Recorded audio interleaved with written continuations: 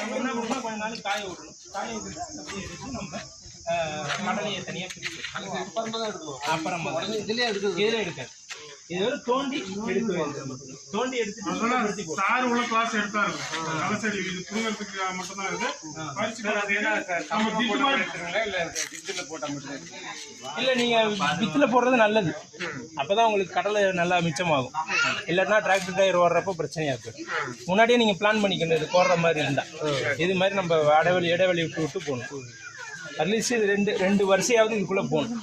2 வருஷம் போகிற மாதிரி நம்ம போட்டுக்கிட்டா நம்ம கரெக்டாக இருக்கும். சரி, இது ஒரு மணிக்கு எவ்வளோ பரப்பு சார் இருக்கு வரும்? எவ்வளோ ஏரியா பார்த்தீங்களாங்க, ஒரு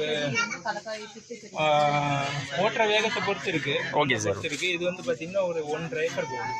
ஒரு மணி நேரத்துக்கு 1.5 ஏக்கர் கவர் பண்ணலாம் சார். இது இந்த மிஷினுடைய காஸ்ட் தோராயமாக சார்? தோராயமாக பார்த்தீங்கன்னா ஒரு 80,000 வரும் சார். எவ்வளோ வாடகை இருக்குது? வாடகை வந்து இங்கே நம்மளே கொடுக்குறோம். ஆக்சுவலாக இது ஆள் கூலி இல்லாமல் பார்த்தீங்கன்னா 1000 ரூபாயிலேருந்து 1500 ஒரு மணி நேரத்துக்கு ஆள் கூலி இல்லாமல். சார், இப்போ வந்து இதில் ஒரு சின்ன சந்தேகம் சார். இப்போ வந்து செம்மண் வயல்லையும் கலக்கா போடுறாங்க, களிமண் வயல்லையும் கலக்கா போடுறாங்க. இது வந்து எந்த மாதிரி மண்ணுக்கு ரொம்ப ஏற்றது, இல்லை இதனுடைய அனுபவம்? ரொம்ப ஏற்றது தான். செம்மண்ணுக்கு ரொம்ப ஏற்றது, ரொம்ப நல்லது தான். Okay sir. களிமண்ணுக்கு பார்த்தீங்கன்னா ரொம்ப ஈரப்பதமாக இருந்தால் இது உபயோகப்படுத்த முடியாது. Okay sir. கொஞ்சம் காய விடணும். ஆமாம், கொஞ்சம் காய விடணும். Okay sir. கொஞ்சம் காய விட்டு அதுக்கப்புறம் செம்மண்ணுக்கு ரொம்ப சூட்டபிள் சார்.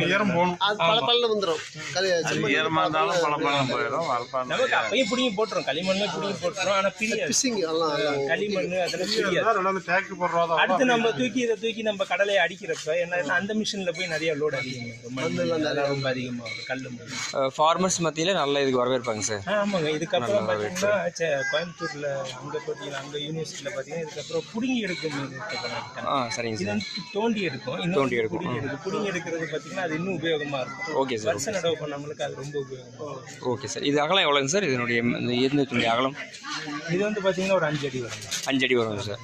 Okay okay. 5லேருந்து 6 அடி வரைக்கும். ஓகே. டிராக்டர் அகலம் நம்ம வச்சுக்கலாம்.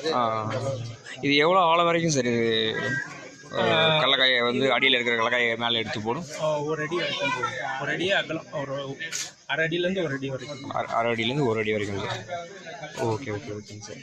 ஏன்னா 1 அடி போகிறதெல்லாம் மண்ணோட ஈரப்பதத்தை பொறுத்து தான் இருக்கு.